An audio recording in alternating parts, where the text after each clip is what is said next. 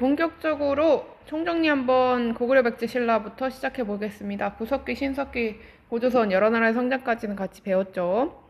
자, 이거 학습지인데요. 결국 이 학습지 보면서 공부해야 돼, 얘들아. 이 학습지는 선생님이 온라인 클래스 그 공지사항 방에다가 다시 한번 올려놨어요. 그러니까 확인하시고 혹시 잃어버린 친구들은 다시 챙겨서 외워주시기 바랍니다. 자, 먼저 중앙집권국, 이거 까만색이네. 노란색으로 바꿔야지. 초록색으로 바꿔봐야지. 중앙집권 국가란 무엇인지 하면서 요거 뭐야 6가지 하는 거 니네 그 어디니? 페이지 교과서 페이지 62쪽에 중앙집권 국가를 향해서 막 가고 있는 그 돛담배들 있어. 62쪽 얼른 펴봐 교과서. 62쪽에 나오는 그 돛담배들의 중앙집권 국가로 향해 가고 있는 그 특징들 잘 기억해 두시길 부탁드려요. 그 다음에 이제 고구려 백제 신라 각 왕들의 업적 당연히 기억해야 되는데 중요한 왕들을 선생님이 다시 한번 체크해 줄 거야. 자, 물론 서술희망 너무 중요하죠? 서술희망 왜 이렇게 거의 약간 줄여. 서술희망 태학, 율령, 불교 이런 것들 너무 중요하고요. 그리고 당연히 광개토대왕의 업적도 중요합니다. 광개토대왕의 영토 확장, 수수리망 체제를 정비로 바탕으로 했다. 한강 이북 땅을 차지했다. 신라에 침입한 왜군을 격퇴했다. 그러면서 가야까지 공격했다. 그러니까 백제랑 가야랑 왜랑 한 팀이었던 거지, 그치? 그리고 만주, 북쪽으로는 후현을 공격하고 요동지방 확보하고 부여와 혁신을 굴복했다. 영락이라는 연호를 사용했다. 장수왕, 평양으로 천도했다. 남진 정책 펼쳤다. 그러면서 장수왕 때 고구려 천하관에 대한 이야기가 나온다 얘들아. 그치? 중요해. 이 고구려라는 게 중국과 대등한 국가라는 자부심을 여러 번 보여줬어. 그치? 광개토대왕 때 영락이라는 연호를 사용한 것 뿐만 아니고 너희들 교과서 50쪽에 보면 고구려의 천하관을 보여주는 역사 깊이 알기인가? 그 부분이 나옵니다. 그 부분 꼭 봐두시길 부탁드립니다. 이렇게 해서 고구려 왕 3명, 소수리망의 업적 꼭 기억, 광개토대왕의 업적, 장수왕의 업적 반드시 기억해 주시길 부탁드려요.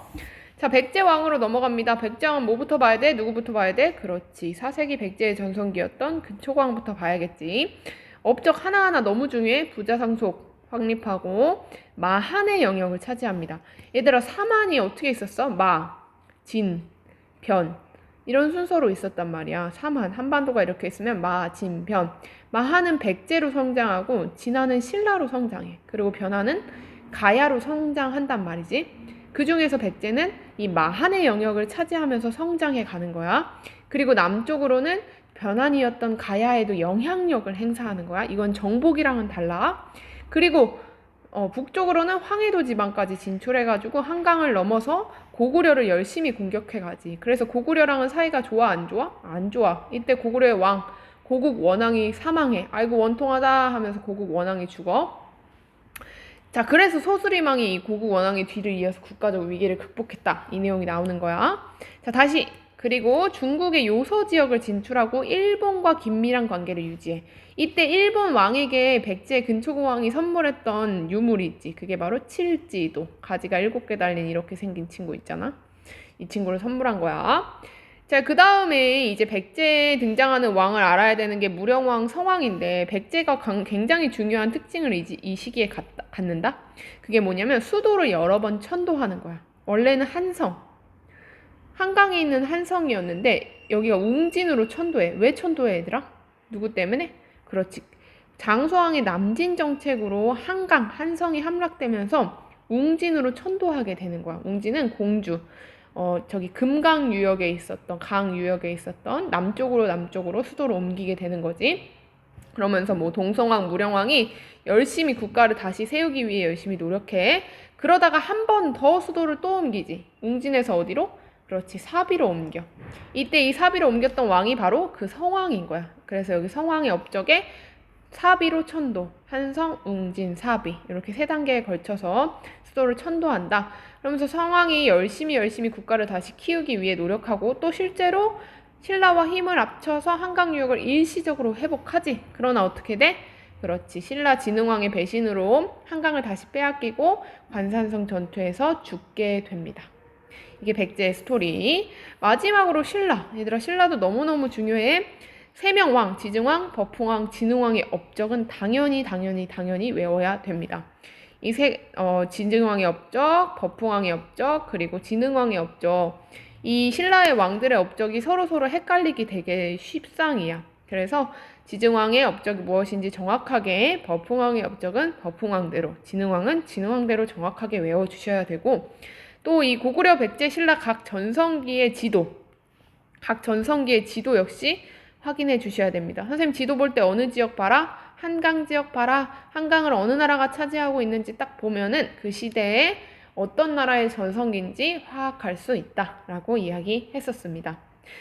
그 다음에 여러분이 또 추가로 참고해서 봐야 될 게 고구려 백제 신라가 이제 중앙집권 국가로 성장해 가면서 신라의 독특한 사회 문화제도만 하나 배웠었는데 몇 쪽이었냐면 페이지 62쪽.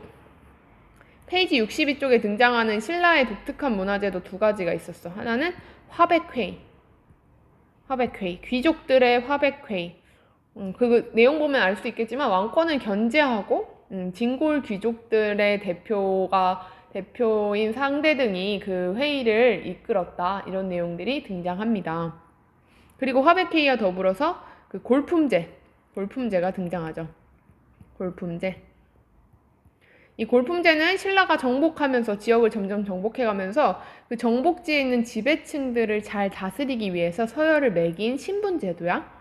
이렇게 두 가지 제도에 대해서 교과서 62쪽을 통해서 잘 확인해 주시기 바랍니다. 선생님 교과서 이야기한 거 지금 62쪽이 아니라 58쪽 미안해. 페이지 58쪽. 선생님 지금 교과서 페이지 얘기한 게 교과서 50쪽 고구려 천하관, 58쪽 신라의 그 독특한 사회문화, 그 다음에 마지막 62쪽 중앙집권 국가의 특징들 이렇게 세 가지 언급했는데 이거 반드시 여러분 확인하셔서 공부해 주셔야 됩니다. 자, 이렇게 고구려 백제 신라 살펴봤고 이제 이 고구려 백제 신라 중에서 신라가 삼국을 모두 통일해가는 신라 삼국 통일 과정도 함께 살펴보도록 하겠습니다. 자, 신라 통일 과정을 이해하기 위해서는 6세기 후반 동아시아 정세를 알아야 되는 건 당연하고요. 그 다음에 이제 먼저 고구려가 힘을 빼지. 수나라와의 전쟁, 당나라와의 전쟁. 이 과정에서 정말 중요한 건 사건의 순서. 어떤 사건이 어떤 사건보다 먼저 있었고 앞에 있었는지 중요한 키워드 반드시 확인해 주세요. 뭐 수문제가 공격했는데 실패했고 그 다음에 수양제, 별동대. 그 다음에 뭐 고구려의 이거 빈칸이다. 뭐지? 사람 이름?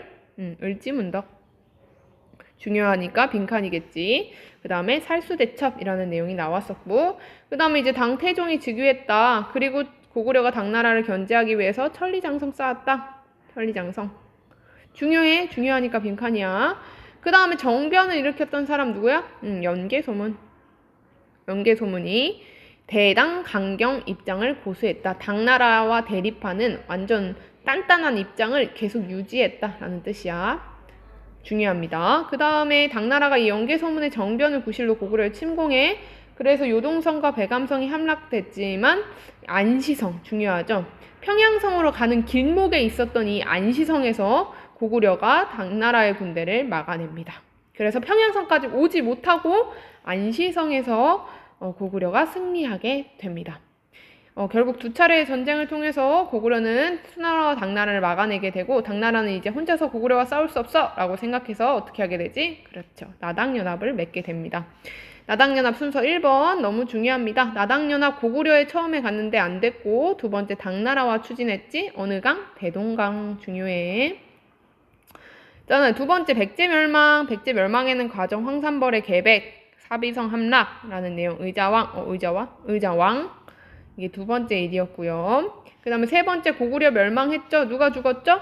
연개소문이 죽어서 국가 안의 다툼이 엄청 혼란스러웠어. 물론 외부의 침입의 영향도 있었겠지만 국가 안에서 너무 치열하게 국가 안쪽이 골마 썩어지고 있었기 때문에 이 강력했던 고구려가 멸망할 수밖에 없었다. 이 고구려 백제 부흥운동은 XX 볼 필요 없다. 그다음에 나당전쟁 중요합니다. 나당전쟁 웅진도독부, 안동도부, 계림도독부를 설치하면서 한반도 전체를 집어삼키려고 했죠. 아이고 종소리 미안. 안돼 시간 없어.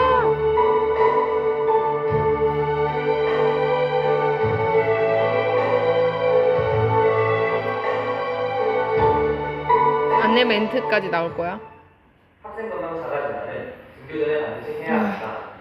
혹시 깜빡한 학생은 지금 바로 해주시기 바랍니다. 코로나 예방을 위해 교내에서는 항상 마스크를 착용해야 합니다. 타인과 자신의 건강을 위해 답답하더라도 꼭 마스크를 착용해 주시기 바랍니다. 자, 그래서 신라가 백제 유민과 함께 그다음 고구려 부흥운동 세력과 함께 어디서 두 군데서 싸웠지? 매소성, 기벌포. 이 두 군데에서 싸웠던 거 꼭 기억해 주시고요. 그 다음에 그래서 결국 삼국을 통일하게 되지, 신라가. 삼국 통일 신라지. 그리고 신라가 이때 차지했던 영토가 바로 대동강 이남. 대동강 이북은 당나라에게 주기로 했었잖아, 처음에 여기서. 그래서 대동강 이남의 영토를 신라가 차지하면서 통일신라를 이룬다 라는 내용까지, 통일신라의 내용까지 같이 살펴봤습니다.